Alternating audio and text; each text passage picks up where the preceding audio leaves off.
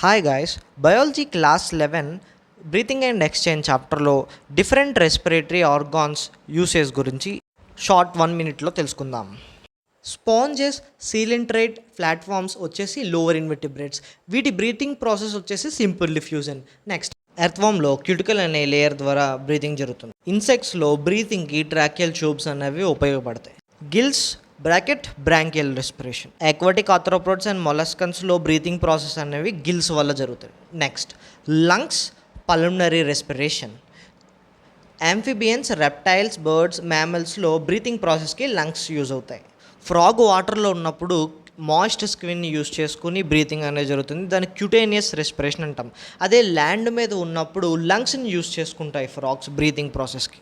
Just ఈ simple 6 processes నుంచి మనకి NEET, otherwise EAMCET or EAPCET ఎగ్జామ్స్లో మ్యాచింగ్ లేదా స్టేట్మెంట్ టైప్లో క్వశ్చన్స్ అడిగే అవకాశం ఉంది.